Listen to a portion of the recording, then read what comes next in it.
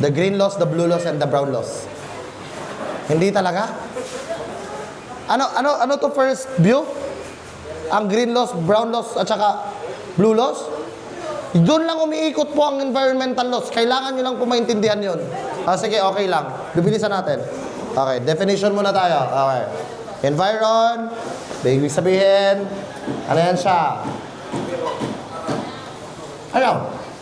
Yan. Everything that is around us is our environment. And the sum total of all, pati non-living things, pati living things, environment po natin yan siya. Okay po? Yan lang yung ibig sabihin yan. Everything around us, environment po natin yan. Living things man yan, or non-living things man yan, matek, environment po natin yan siya. Okay. So we need to protect that environment. We have these categories of environment. We have built environment, which is the man-made surroundings. Ayan po. Yung mga buildings na nakikita nyo po dyan, environment pa rin po yan siya. No? And then, it encompasses places and spaces created or modified by people. So, yung iba, pinapaganda. Yung iba, ini-establish. Yung iba ini-establish yung pangpaganda doon sa isang environment. Yung isa naman, sinisave yung environment para hindi siya masira. Yung iba, sa mga bundok, nilalagyan po nila ng reinforcement para hindi po mag-landslide yung bundok, etc. etc. Basta maganda pong pagkakagawa. Basta hindi po mahahamper ang ating natural environment. That is a built environment. Kaya nga po, marami pong tao na ayaw talaga ng mining, responsible mining, whatever. Ang problema niyan guys, wala kasi tayong sapat na equipment sa Pilipinas, katulad ng sa amin sa Amerika na kahit na po sirain po namin yung isang bundok dyan, mababalik at mababalik pa rin namin. Pilipino kasi, pag nagbuslot, binuslotan, hindi na ibabalik. So, saan doon yung responsible mining? No, lalo na sa mga taga-south, yan, ayaw talaga nila. Natural environment naman po, yan, includes all living and non-living things occurring naturally on Earth. Ano yung mga non-living things, sir, na natural sa Earth natin? Ano yung mga yun? Mga bato. Yan, yung mga minerals po natin, these are non-living things naman po talaga. And often used as synonyms for habitat. Tandaan ha, basta habitat guys, yan, that is a natural environment. Hindi ko alam ba't habitat to. Habitat to din daw, diba? Yan, yun doon, yung sa unahan. Hindi ko alam. Pero dapat natural environment eh. Dapat kasi yun, ang tawag doon is built environment. Opo. Lahat ng subdivisions, lahat po ng mga constructions na man-made po, lahat po yan siya ay built environment. Ito naman, naturally created by God. And that is what we call natural environment. Sir, tinanong, Great Wall of China, what is that? Hindi built environment. Hindi naman po yan siya nandyan na natural lang, no? And then we also have social environment naman po. Yan. The immediate physical and social setting in which people live or in which something happens or develop. So it includes the culture that the individual was educated or lives in and the people and institutions with whom they interact. Sa atin naman dito, ang pinapahalagahan natin is ibinabalik po natin yung kultura. No? May mga teboli pa ba? May mga indigent pa ba na talagang ginagamit pa rin nila yung mga dating mga kasuotan? Meron pa naman. Pero yun yung gustong ibalik ng ating government. No? Ayan siya. That is the social environment. For example, nandun ka po sa Muslim areas, matik yan. Imposibleng hindi ka marunong magsalita na. No? Yung Muslim naman, pumunta naman sa mga Christian areas, nagiging, yung mga galawan nila, nagiging Christian na din. Katulad nitong mga Muslim, yung wala namang birthday sa inyo, pero nagsa-celebrate kayo. Diba? Hindi. The word celebration, guys, is not about sinelebrate mo talaga. Pero the moment na sinabi, for example, Jericho, happy birthday, nagpasalamat ka, celebration na yan. Opo. Yun nga lang, syempre, na-Kristyanuhan na din na area ba? No? That is a social environment. Basic. And then, may mga environmental adaptations naman tayo. Structural, syempre, yan po yung ating shape its appearance through structural adaptations. Ano yung mga yan? Mga buildings na pinatayo. Physiological naman po, based on body chemistry and metabolism, this usually do not show from the outside. Sa atin naman yan siya. And behavioral, it affects an organism's act. Bilisan natin ng konti. Para at least mahabol pa natin ng konti yung Yung mga magvivigil ng alas 2. Okay. How about ecosystem? Ano naman po yung ecosystem natin? It is the basic functional unit of the nature. So, kung paano po mag-function yung nature natin, yun po ay tinatawag natin na ecosystem. And the interaction of the community and the non-living environment. So, paano mo ba pangalagaan? Kaya nga sabi nila, sabi ng DNR, every time na mayroon po silang mga lectures at saka seminars, sabi nila, the moment we save the earth will start always sa atin. No, the moment na hindi ka nagtapon ng kahit na anong basura diyan kahit saan lang, no? Yung iba kasi pag nakasasakyan, kung i-open na lang yung sasakyan, tapon na lang, no. No, isipin mo lahat nagtapon din, 'di ba? Tambak ang basura niyan. No, please, sa mga baryo-baryo, nagasunog pa tayo, pero to the point na masusunog na talaga yung ozone layer natin, hindi na talaga tayo siguro pwedeng magsunog niyan. Sa Lambayong, pwede pa eh, no? Sa Kurong yata, meron na. Regulated na bang pagsunog dito? Sa Kurong? Backyard na burning of waste products. Ewan ko lang kung ganun. Kasi meron namang regular na kumukuha ng mga basura ninyo.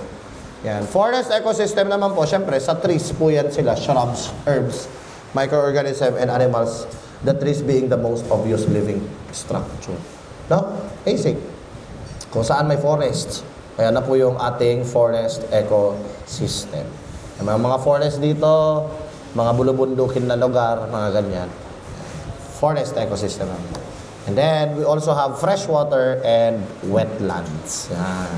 Ano naman yan mga yan? Basta basa, basta may tubig, swampy, whatever. Yan, freshwater and wetlands naman yan siya. Areas of marsh, dito sa atin meron, Ligwasan Marsh. Fen, ewan ko ano yung fen. Peatland or water, whether natural or artificial, permanent or temporary, with water that is static or flowing, fresh, brackish. Brackish naman po kung saan nagmimit yung river at saka dagat. Brackish ang tawag dyan. Or salt, including areas of marine water, the depth of which does not exceed 6 meters. So these are all freshwater and wetlands. Kasali na po dyan ang mga dagat basta hindi po lalampas ng 6 na metro ang lalim niya.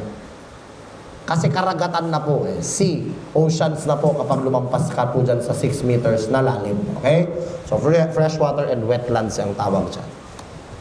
How about green criminology? Bastos na criminology. Ganun. Joke lang. Now, applies a broad green perspective to environmental harms, ecological justice, kaya po in-incorporate ang subject na to sa CDI. And study of environmental laws and criminality, which includes crimes affecting the environment and non-human nature. Kaya yung iba, no, sino yung mga vlogger na kinasuhan, meron namang hindi, pero siyempre, inaalarma natin sila na hindi dapat ganun yung kanilang ginagawa. Katulad ng sumikat, yung nag-money hunt, nilagay niya po dun sa round ball. Alam mong, ano kasi yan siya guys eh. Although hindi po yan siya part ng natural environment natin, pero yung culture kasi na nire-represent niya. Diba? Hindi katulad sa Sorala kasi pwede ka magpa-picture eh. Yung sa mga ginawa na ribulto doon. No? Pwede, kasi nga inalaw po yun. Pero to the point na aakyatin mo para lang magsikat ka, mayroong mga meaning yan. Yung mga cultural, sensitive na mga tao talagang matatamaan yan. At yung isa, yung ginawa niya sa Muslim, hindi po yun, kinundi na po yun ng Muslim community. Yung sinabi niyang hahanap daw siya ng halal na baboy. Bobo ka? Meron pang halal na baboy. Paano yun? Paano mo gagawing halal yung isang baboy? Eh, halal na mismo yung baboy. Ay, halal. Haram na mismo yung baboy. Diba? Yung mga sensitive po yan siya, guys. Matik yan siya. Masasaktan po yan siya. Opo. No? Hayaan mo, yung Muslim, kaya niya yung itolerate na kumain ka ng baboy sa harapan niya. Basta open-minded ha. Basta wag mo lang i-offer. Alam mo ng baboy eh. Alam mo ng Muslim eh. Tapos gaganunin mo siya. Hindi mo nga siya pinakain ng baboy, tapos prinituhan mo naman ng isda, gamit ang mantika ng baboy, wala pa din. Diba? I'm very sensitive to that kasi syempre, may isa akong kaibigan na Muslim din. Isang pinaka-close na kaibigan. No? Although, pumupunta din siya sa bahay, magkain, ganyan. Pero to the point na gagamitan ko, grabe naman. No? tinanggal mo na yung tiwala niya sa'yo. Pero gino-joke ko siya. Siyempre, ma-joke ko siya kasi nga, kaibigan. Oy, Lot, kain ka. Mantika baboy pinang-prito ko niyan. Pero joke lang. Alam naman, obvious na joke ba? Hindi yung talagang tinutuo mo, kalokohan yan. Masisira yung relasyon yun yung dalawa, patay ka. Muslim pa naman, magtanim yan habang buhay yan. No? Habang buhay talagang ikakasuklam ka niya. Diba? Yan po yan siya. Kasi pag isa lang, yung kalaban mo isa lang. Bumabalik na naman sa dati kahapon. Yan. Environmental crimes, these are crimes against the environment, and ang pinaka-responsible po nito ay syempre ang Department of Environment and Natural Resources po natin. Pero idinedeputize po nila ang PNP, kasali na din po ang National Bureau of Investigation. Syempre wala naman po kasi silang law enforcement na katulad ng sa PNP at saka NBI na mayroon po talagang armas. Siyempre, iba pa rin talaga kapag ka may armas talaga kapag nag-enforce ka ng law. So it is an umbrella term for crimes related to biodiversity, wildlife. Never mind guys, huwag nyo pong aralin talaga yung mga biodiversity na yan, ha? Huwag naman, yung definition lang, hanggang doon lang tayo sa criminology niyan. Hindi naman po tayo nag-aral talaga ng forestry, hindi naman tayo nag-aral ng agriculture, whatever. Ang inaral lang natin is about yung mga crimes na pwede po nating ikaso sa isang tao na nakakommit in violation of our environmental laws. Yun lang naman. And then we have this. Ito na po yung sinasabi ko. The 3 key areas of environmental crime by White and Heckenberg. Kuwan lang yan siya ha, pero ito po talagang gagamitin natin. Yan. Ito po talagang gagamitin natin. The green laws, the blue laws, and the brown laws po. Hindi talaga pala kayo familiar. Sige. Umpisahin muna natin dito sa mga abubot ng subject na to. Yan. According to Heckenberg, guys, and White, brown issues, guys, are urban life and population. So, kadalasan po niyan, kung ang isang environment ay punong-puno na talaga ng punong-puno na ng populasyon, punong-puno na ng mga buildings, ang kadalasan ang nangyayari po dyan ay nasisira din ang environment natin. Ang green issues naman po, it talks about wilderness areas and conservation matters. Ano naman yung mga yan? Ito naman po yung mga pagsira ng ating natural na kalikasan. And then, white issues naman po, science laboratories naman po, and the impact of new technologies. So, ibig sabihin, ano nga ba ang magiging impact ng mga technologies na yan?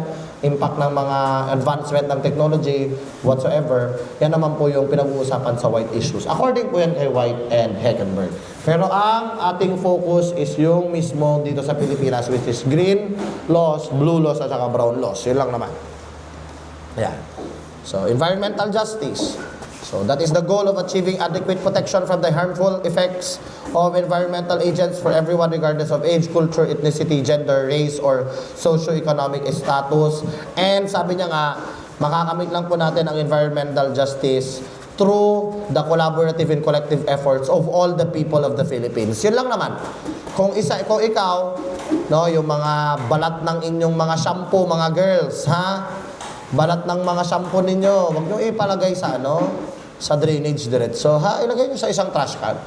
Yung mga buhok ninyo na nagbabara ng mga drainage, ha? Hakutin nyo naman. No? Hakutin nyo ang dali lang. No? Gamitan nyo paa kung ayaw nyong hawakan. Sarili nyong buhok ayaw nyong hawakan. Yung mga falling hairs po ninyo. Sa lalaki kasi nagkaka-falling hair naman, kaya lang maliit, kaya hindi mo masyadong makita, kaya naaagos lang. No? So yun, hindi po natutunaw ang buhok. Opo, hindi po natutunaw ang buhok. No?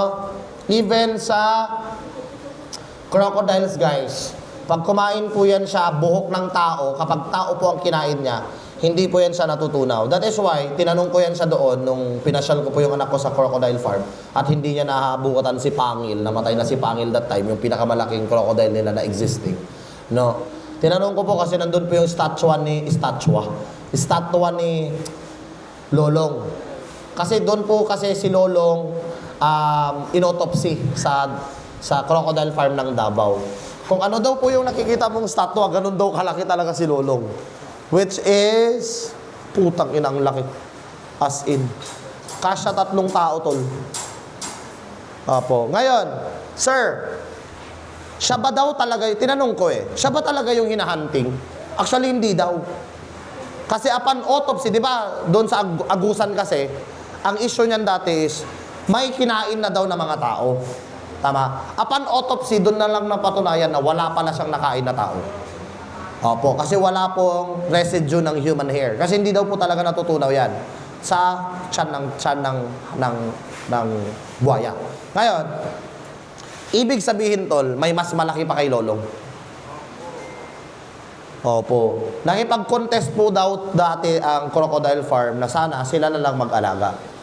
Kasi mayroon na pong programa dapat si Lolong daw na actually dapat daw 10 to 15 years bago siya ipapakita sa public. Nangyari doon, guys, bigla siyang na-stress ba? Na hindi siya nakakakita ng tao No, dapat daw gagawin daw nila doon unti-unti na ipaparamdam sa kanya na pwede na siya makita ng tao. Yung environment muna na nakasanayan niya, ganoon, ikukulong yun. No, may araw, may namatay si Lolong, no? So ibig sabihin may mas malaki pa, sir, yes. Yun daw po talaga yung nakakain ng tao. So ibig sabihin parang accidental lang po na nakuha si Lolong talaga. Actually ang buhaya, guys, kayang tumagal ng 1,000 years daw. Basta wala lang po siyang sakit. Kasi si Lolong daw, 90 years old na lang daw si Lolong nung namatay. Bata pa daw yan siya.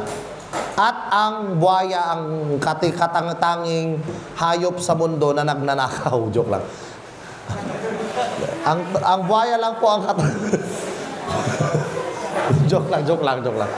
Buhaya lang po ang katangi-tanging animal sa mundo, guys, na existing hanggang ngayon, na mas nauna pa po sa mga dinosaurs daw po, accordingly, na wala pong, anong term, basta may term po yan sila sa science, wala pong limit ang paglaki. Hanggat kumakain po yan, hanggat nabubuhay po yan, lumalaki at lumalaki po talaga yan siya. Isipin mo, guys, 20 years old, ganyan pa lang ang buhaya. So meaning to say, sir, yung malalaking buhaya, mahahaba ng buhay is. Yung isa sa pinakamalaking buhaya po ng Crocodile Farm dati, ewan ko, naabutan nyo, parang nasa 200 plus years old na siya Hanggat wala lang po daw siyang sakit, mabubuhay po ang buhaya ng napakatagal. Yung paa ni Lolong, yung doon sa statwa, kasing laki ng katawan mo. Paa pa lang. Grabe. As in. Lamia sa karne ni Lolong siguro, no? Opo, kasi kinakain po ang buhaya Yan. Meron po tayong dalawang justice about environmental justice po. We have distributive justice, the equitable distribution of environmental risks and harms. Yan ha. Dapat pantay. Kaya mapapansin nyo, guys, karamihan ng mga nakaasawa ng army dito sa atin, hindi taga dito. Mga taga Luzon. Bakit? May isa ako nakausap dati, checkpoint ng Davao. Taga Laguna daw siya. Kasi malaman mo talaga na hindi taga dito. Iba siya mag-Tagalog No? Iba talaga yung Tagalog nila no?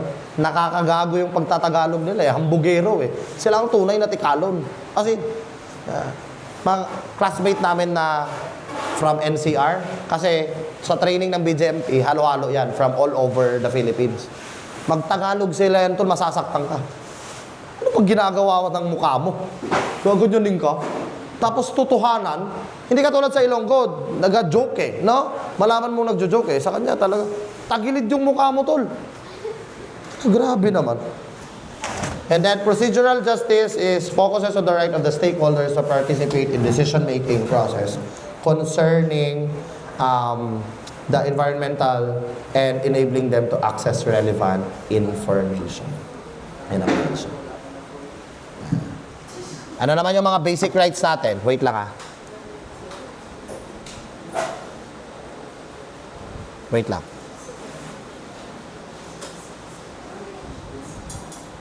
Wait lang, guys.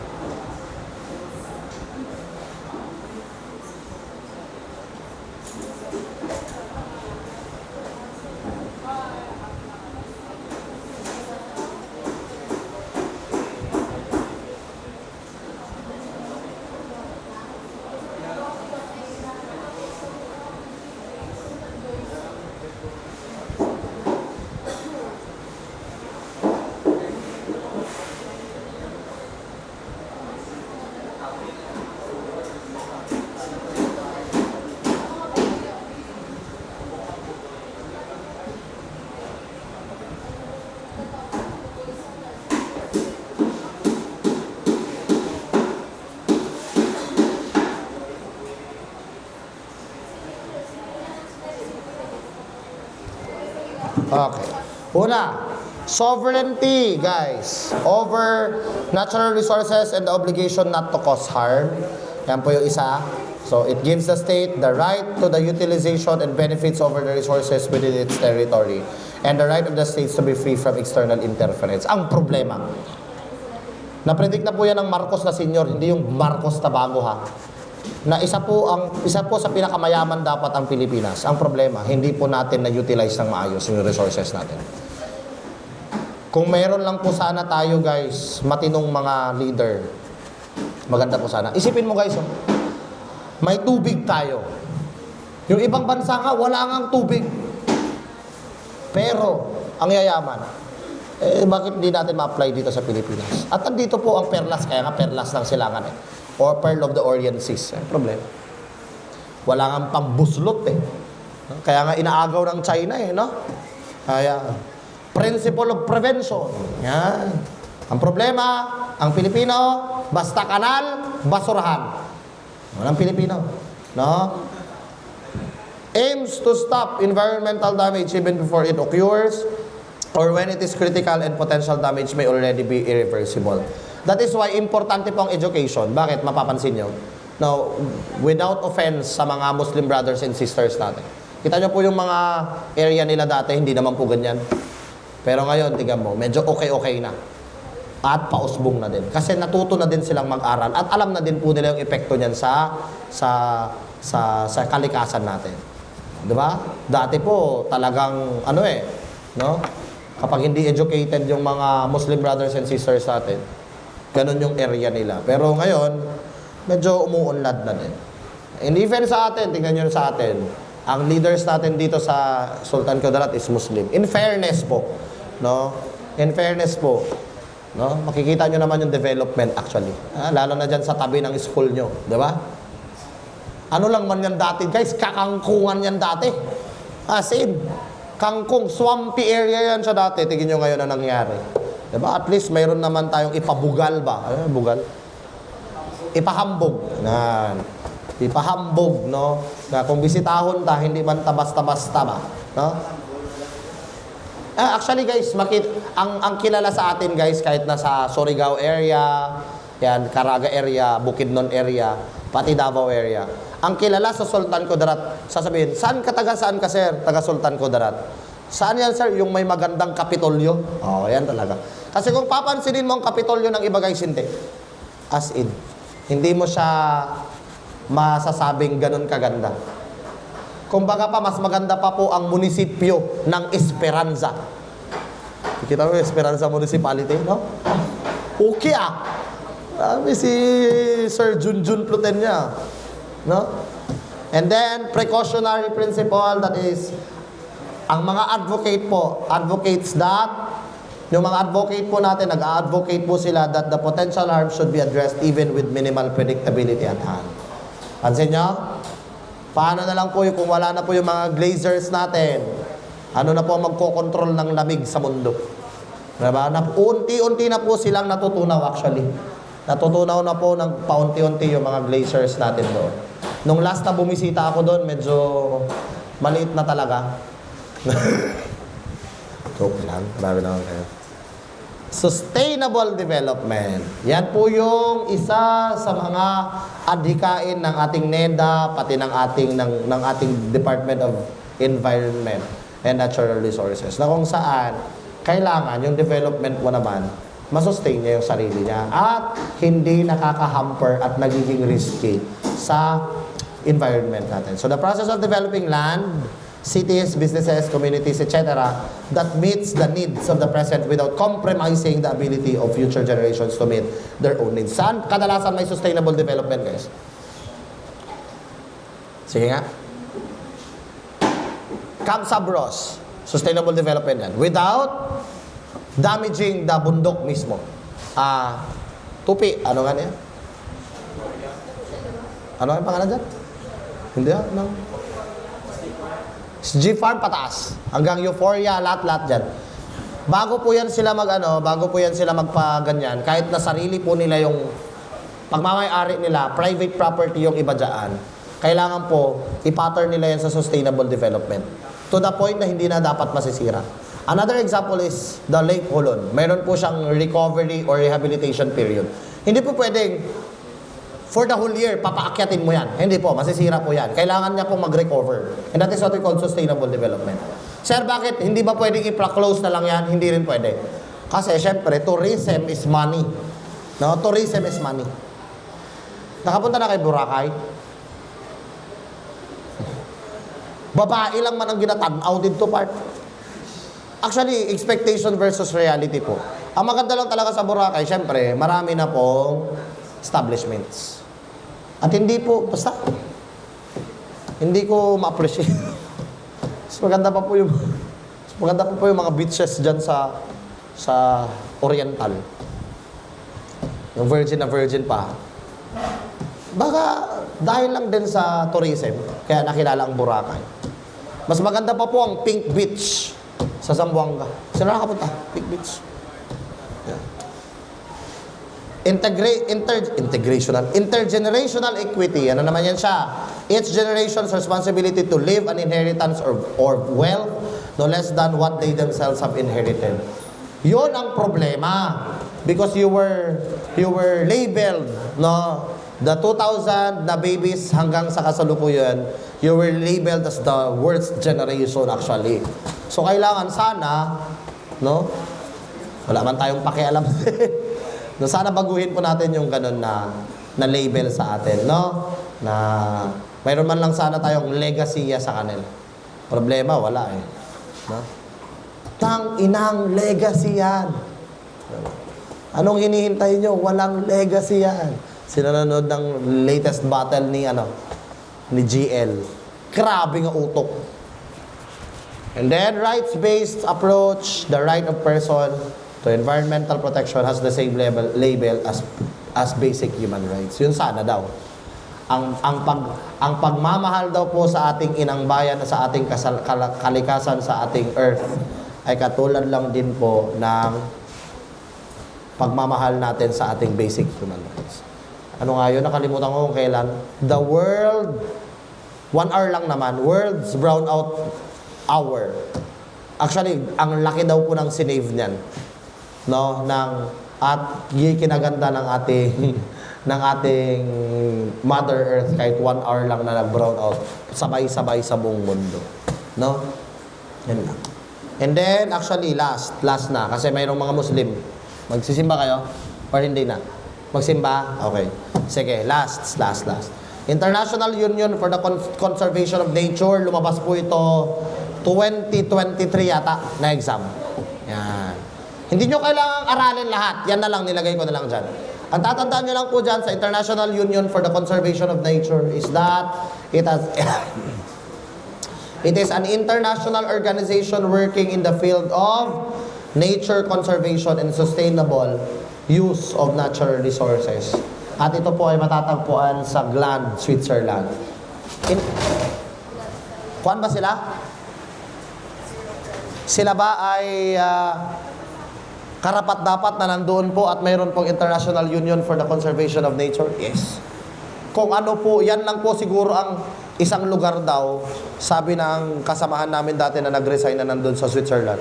Isa lang daw po yan sa mga lugar na kung ano yung nakita mo sa picture, ganun na din daw kaganda ang Switzerland. As in. Hindi daw po siya photogenic katulad ng Jollibee. No? Tignan mo yung Jollibee, yung picture. Sarap-sarap eh. Pagdating, ay? Amo na ne? No? Okay. Switzerland daw po talaga. Yun nga lang, guys. Wala pong tricycle. Hindi ka pwede mag-commute. Wala po. May mga sasakyan po sila doon. At kung ano po yung nature nila doon, na nakikita nyo po sa mga social media, ganun daw po talaga kaganda doon. As in, grazing land, mga baka nandyan lang, no? Hindi pares dire, hindi mo pwede hindi higta ng baka mo kay madula. Na. No, as in guys, semento daw nila doon guys yung daanan, wala kang makitang kahit na anong crack. As in, hindi mo daw mabatsagan ang batsi. Zero crime rate pa daw. Bakit? Hindi naman zero crime rate. Yung mga nakakakomit kasi ng crime doon, instead na ikulong nila, bigyan na lang nila ng trabaho. Kasi doon guys, kapag farmer ka, mayaman ka, isipin mo, mas mabigat yung trabaho mo, mas malaki ang sahod mo compared mo dito sa Pilipinas. Kung nag-alsa ka sang sinako, G's. Sa G's, tungaon sang 8. Abaw. No? Dito hindi. Kag mag-farm ka daw dito, tunga sang adlaw, wala jacket-jacket, badi. Kaya man, grabe daw weather. Ganito pa rin man daw. Kita mo pa rin daw na parang ganito, pero iba daw yung klima. No? Isa sa mga pinakamagandang puntahan din, Switzerland. Sinis ko na lang ha. Apo, pero Switzerland po yan, para shortcut na lang. Medyo malapit kami dyan kasi taga Norway naman kami. Yan, actually, yung mga magkakatabi daw yan na yan, as in, grabe daw po talaga ang environment doon. Ang pangit lang sa Norway, guys, mayroon 3 months na puro gabi, tapos 6 months na puro umaga. Kita mo dito. No? Sige, mamayang hapon, guys, pagpatuloy natin sa mga SSU na magvi-vigil. Wala akong magagawa, ipagpapatuloy ko to, isesend ko na lang po yung copy. Yung copy nito, isesend ko mamaya. Pero yung katugtong, idudugtong ko na sa sunod, ha? Pero so, ibig sabihin, ang magiging laman ng copy na ibibigay ko sa inyo, is kasali na po dyan ang fundamentals. Ito po.